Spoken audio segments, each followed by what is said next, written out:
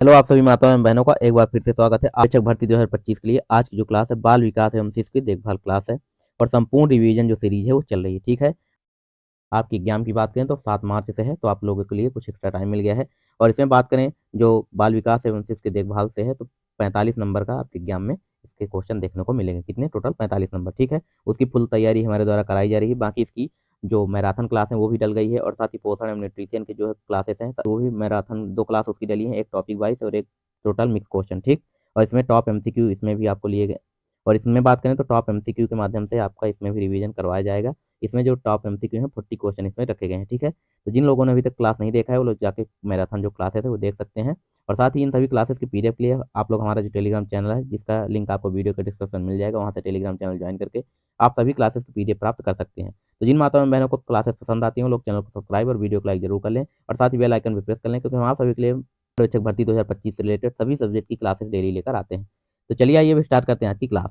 तो पहले question number first को देखते हैं। क्वेश्चन नंबर फर्स्ट दिया गया है कि इस स्तर पर एक बच्चा अलग अलग तरीकों से मूर्त अवधारणाओं के बारे में पूछताछ करके एक अन्वेषक की तरह व्यवहार करता है। ये आपके सामने ऑप्शन दिए गए हैं। तो इसका जो राइट आंसर है ऑप्शन बी, यानी कि उत्तर बाल्यावस्था का जब बच्चा हो जाता है उत्तर बाल्यावस्था में, तब वह पूछताछ करके एक अन्वेषक की तरह व्यवहार करता है। ठीक है, फिर क्वेश्चन नंबर सेकंड की बात करते हैं। क्वेश्चन नंबर यहाँ सेकंड दिए गए कि यूएनसीआरसी के अनुसार बाल अधिकार निम्न आयु वर्ग के बच्चों पर लागू होते हैं। जो बाल अधिकार है वो कितने वर्ष के बच्चों पर लागू होते हैं यूएनआरसी के अनुसार? इसका जो राइट आंसर है ऑप्शन डी है, 18 वर्ष से जो कम आयु के बच्चे हैं उन पर बाल अधिकार लागू होता है। ठीक है, उसके बाद क्वेश्चन नंबर थ्री की बात करते हैं। क्वेश्चन नंबर थ्री दिया गया है कि दिल्ली बाल अधिकार संरक्षण आयोग द्वारा शुरू की गई व्हाट्सएप चैटबॉट जो सेवा का नाम क्या है? जो व्हाट्सएप चैटबॉट सेवा है तो दिल्ली बाल अधिकार संरक्षण के द्वारा जो शुरू की गई उसका नाम क्या है? तो इसका जो राइट आंसर है ऑप्शन बी, यानी कि उसका नाम है बाल मित्र। ठीक है, फिर क्वेश्चन नंबर फोर की बात करते हैं। क्वेश्चन नंबर यहाँ फोर दिया गया है, सिर की वृद्धि होती है, यानी सिर की वृद्धि कब होती है? ये आपके सामने ऑप्शन दिए गए हैं। ऑप्शन ए की बात करें पैरों की वृद्धि से पहले,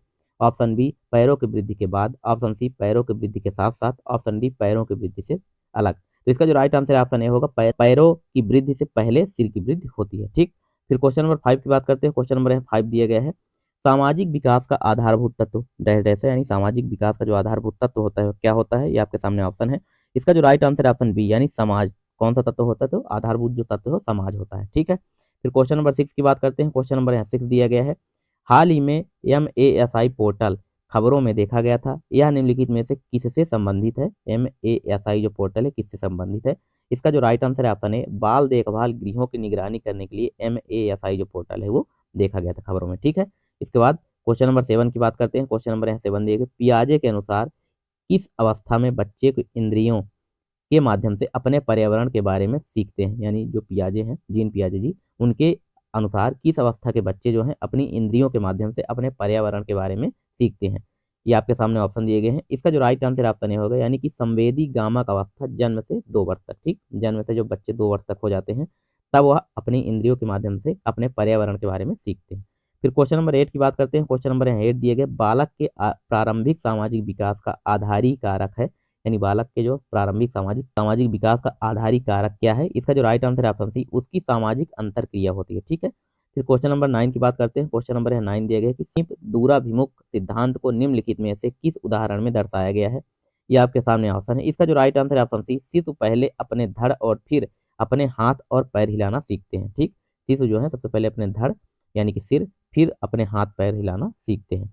उसके बाद क्वेश्चन नंबर 10 की बात करते हैं। क्वेश्चन नंबर 10 दिया गया है कि से 8 वर्ष की आयु समूह के बच्चों के लिए विकास के पैटर्न में प्रेरक, सामाजिक, भावनात्मक, संज्ञात्मक और डैश डैश शामिल होते हैं। इसका जो राइट आंसर है ऑप्शन सी, यानी कि भाषाई कौशल भी शामिल होता है। ठीक है, जो आयु समूह के 2 से 8 वर्ष के जो बच्चे होते हैं उनके विकास के पैटर्न में प्रेरक, सामाजिक, भावनात्मक, संज्ञात्मक और भाषाई कौशल शामिल होते हैं। ठीक, फिर क्वेश्चन नंबर 11 की बात करते हैं। क्वेश्चन नंबर यहाँ 11 दिया गया है कि स्वयं के फिर क्वेश्चन नंबर 11 की बात करते हैं। क्वेश्चन नंबर 11 दिया गया, स्वयं को एक ज्ञाता के रूप में समझने की जो क्षमता क्या कहलाती है?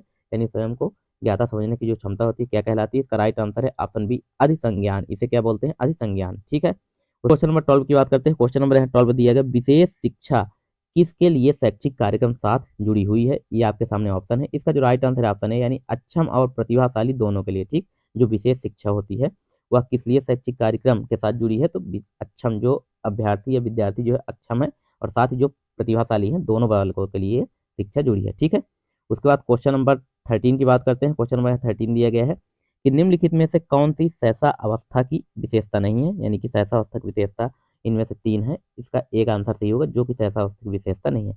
इसका जो राइट आंसर है ऑप्शन सी, भावनात्मक सामाजिक विकास संवेदी विकास से जुड़ा नहीं है। यह सहसा अवस्था की विशेषता नहीं है। बाकी संवेदी अंगों में द्विपक्षीय से एक पक्षीय प्रवृत्तक, संवेदी अंगों में सामान्य से विशिष्ट प्रवृत्तक और स्थिर मानसिक विकास, ये तीनों होते हैं शामिल। ठीक है, विशेषता होती है सहसा अवस्था की।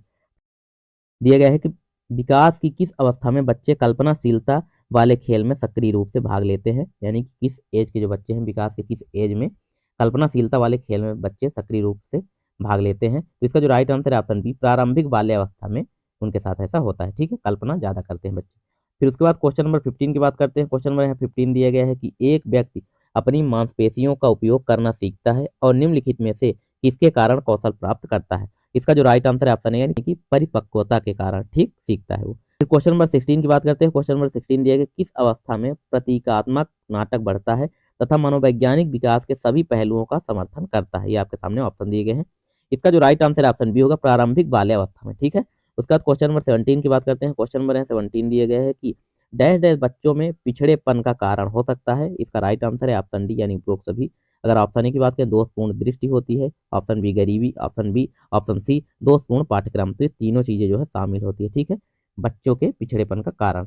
उसके बाद क्वेश्चन नंबर 18 की बात करते हैं। क्वेश्चन नंबर 18 दिया गया mummy mummy bye bye dash dash का एक उदाहरण होता है। जो मम्मी बाय बाय है, जैसे आजकल छोटे बच्चे जो हैं जाते वक्त स्कूल जाते वक्त तो बाकी टाइम जो कहीं खेलने जाते हैं ट्यूशन, तो उस टाइम पे बोलते हैं मम्मी बाय बाय। इसका जो है एक उदाहरण है, यह किसका उदाहरण होता है। इसका जो राइट आंसर ऑप्शन बी, यानी टेलीग्राफिक वाणी। यह किसका उदाहरण है, टेलीग्राफिक वाणी का उदाहरण है। ठीक है, फिर क्वेश्चन नंबर 19 की बात करते हैं। क्वेश्चन नंबर 19 दिया गया है निम्नलिखित में से किस संस्कार के तुरंत बाद बच्चे की वृद्धि और विकास शुरू हो जाता है। इसका राइट आंसर है ऑप्शन है, यानी गर्भाधान के बाद बच्चे का जो वृद्धि और विकास तुरंत शुरू हो जाता है। ठीक, फिर क्वेश्चन नंबर 20 की बात करते हैं। क्वेश्चन नंबर 20 दिया गया है कि मानव शरीर में सबसे छोटी हड्डी यानी स्टेपिज कान में कहाँ होती है।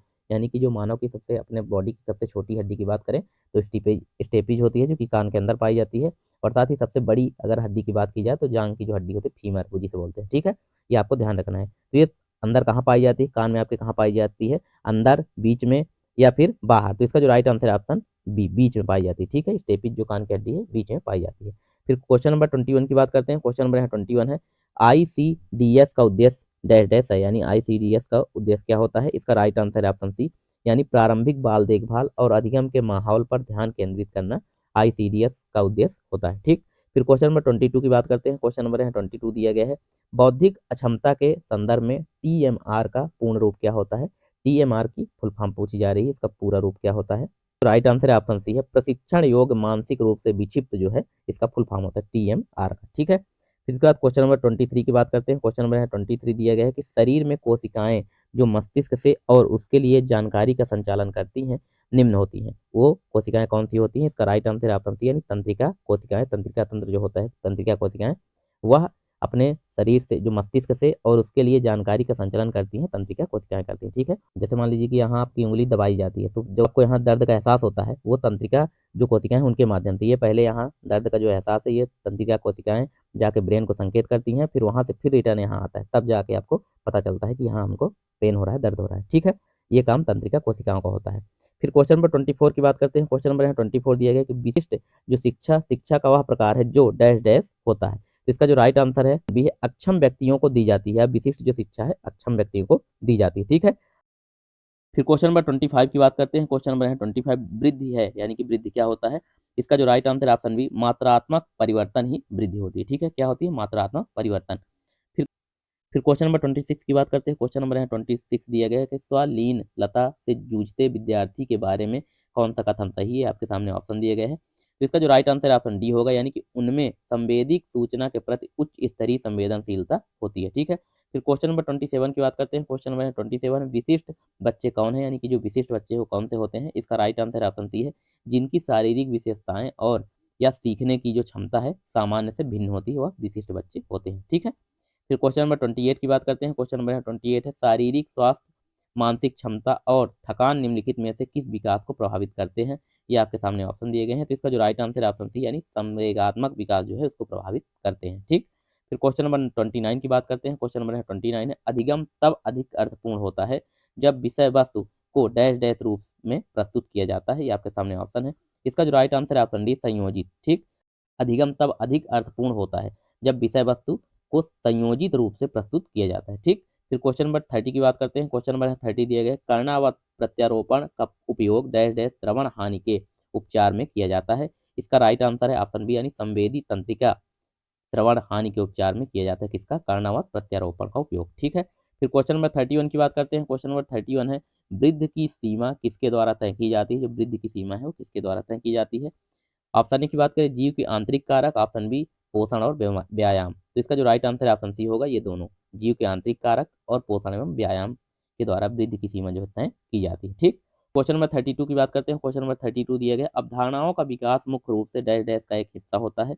ये आपके सामने ऑप्शन दिए गए हैं। इसका जो राइट आंसर है ऑप्शन डी, बौद्धिक विकास जो है यह अवधारणाओं के विकास का मुख्य रूप से एक हिस्सा होता है। ठीक है, फिर क्वेश्चन नंबर 33 की बात करते हैं। क्वेश्चन नंबर 33 दिए गए, शैशवावस्था के सामाजिक विकास की सबसे विशिष्ट विशेषता डैश डैश है, यानी कि शैशवावस्था की सामाजिक विकास की सबसे विशिष्ट विशेषता क्या होती है? इसका जो राइट आंसर है ऑप्शन सी है, निर्भरता होती है। क्या होती है? निर्भरता। ठीक, फिर क्वेश्चन नंबर 34 की बात करते हैं। क्वेश्चन नंबर 34 दिया गया है, निम्नलिखित में से कौन सा मामला बाल अधिकार उल्लंघन का नहीं है? इसका जो राइट आंसर है ऑप्शन सी, माता पिता द्वारा स्कूल जाने के लिए विवश किया गया बच्चा, यह मामला बाल अधिकार उल्लंघन का नहीं होता है। ठीक, फिर उसके बाद क्वेश्चन नंबर 35 की बात करते हैं। क्वेश्चन नंबर 35 दिए गए, विद्यार्थी किसके द्वारा बेहतर और प्रभावशाली तरीके से सीखते हैं? जो विद्यार्थी होते हैं किसके द्वारा बेहतर और प्रभावशाली तरीके से सीखते हैं? ये आपके सामने ऑप्शन दिए गए हैं। इसका जो राइट आंसर है ऑप्शन सी, यानी जिज्ञासा और अन्वेषण के द्वारा। ठीक, किसके द्वारा? जिज्ञासा और अन्वेषण के द्वारा। फिर क्वेश्चन नंबर 36 की बात करते हैं। क्वेश्चन नंबर 36 है, पूर्व बाल्यकाल की आग क्या होती है? पूर्व जो बाल्यकाल है इसकी एज क्या रखी गई है? तो इसका जो राइट आंसर है ऑप्शन बी, यानी कि 2 से 6 वर्ष जो होती है एज बच्चों की, वह पूर्व बाल्यकाल की आयु होती है। ठीक है, इसका क्वेश्चन नंबर 37 की बात करते हैं। क्वेश्चन नंबर 37 दिए गए हैं कि समेकित बाल विकास सेवाओं का उद्देश्य क्या है? जो समेकित बाल विकास है उसके सेवाओं का उद्देश्य क्या है? तो इसका जो राइट आंसर है ऑप्शन ए है, 6 वर्ष तक के बच्चों के पोषण और स्वास्थ्य की स्थिति में सुधार ही समेकित बाल विकास सेवाओं का उद्देश्य होता है। ठीक, फिर उसके बाद क्वेश्चन नंबर 38 की बात करते हैं। क्वेश्चन नंबर 38 दिए गए कि निम्नलिखित में से कौन सी वह अवस्था है जब शिशु अपनी आंखों, कानों और हाथों से सोचते हैं? ठीक, जब शिशु, कौन सी अवस्था होती है जब शिशु अपने आंखों, कानों और हाथों से सोचते हैं?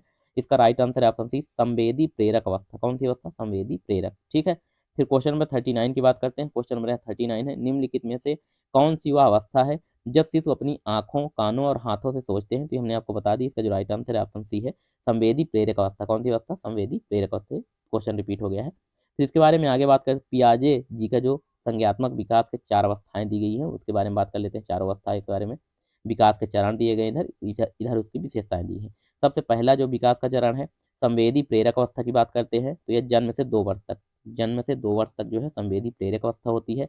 उसके बाद इसमें जो दूसरी अवस्था है, पूर्व संक्रियात्मक अवस्था, 2 से 7 वर्ष, पूर्व संक्रियात्मक जो अवस्था है 2 से 7 वर्ष की होती है। फिर उसके बाद तीसरी अवस्था मूर्त संक्रियात्मक अवस्था जो है वो 7 से 11 वर्ष की होती है। कितनी? 7 से 11 वर्ष मूर्त संक्रियात्मक अवस्था होती है। फिर उसका चौथी अवस्था जो दी गई है वो औपचारिक संक्रियात्मक अवस्था, 11 वर्ष से लेके उससे अधिक तक। ठीक है, ये चारों जो अवस्था है इसको ध्यान रखना है, जो कि जीन पियाजे जी के द्वारा दिया गया है। ठीक, उसके बाद क्वेश्चन नंबर 40 की बात करते हैं। क्वेश्चन नंबर 40 दिए गए, बालक के सामाजिक विकास की तीव्र गति होती है, यानी बालक के जो सामाजिक विकास की तीव्र गति है वो होती है इनमें से। तो इसका ऑप्शन ए की बात करें, एकल परिवार में, ऑप्शन बी संयुक्त परिवार में। तो इसका जो राइट आंसर है बी, यानी कि संयुक्त परिवार में बालक के सामाजिक विकास की तीव्र गति होती है। ठीक है, तो ये आपके 40 क्वेश्चन हो गए, और इस सब्जेक्ट की अगर बात करें तो आपके जो एग्जाम में 45 क्वेश्चन देखने को मिलेंगे। ठीक है, तो ये सारी क्लासेस आपको डेली देखनी है, और डेली हमारे द्वारा क्लासेस डाली जाती हैं आप सभी के लिए। तो जिन माताओं एवं बहनों को क्लासेस पसंद आती हैं, वो लोग चैनल को सब्सक्राइब और वीडियो को लाइक जरूर कर लें, और साथ ही बेल आइकन भी प्रेस कर लें, क्योंकि हम आप सभी के लिए महिला पर्यवेक्षक भर्ती 2025 से रिलेटेड सभी सब्जेक्ट की क्लासेस डेली लेकर आते हैं। तो मिलते हैं आप सभी से नेक्स्ट क्लास में, तब तक के लिए आप सभी का धन्यवाद। और हाँ, इन सभी क्लासेस की पीडीएफ के लिए आप लोग जो हमारा टेलीग्राम चैनल है, जिसका लिंक आपको वीडियो के डिस्क्रिप्शन मिल जाएगा, वहाँ से टेलीग्राम चैनल ज्वाइन करके सभी क्लासेस की डेली आपको पीडीएफ वहीं मिल जाएगी, तो वहाँ से डाउनलोड करके आप लोग पढ़ सकते हैं, जिन लोगों को पीडीएफ के माध्यम से पढ़ना है। ठीक है।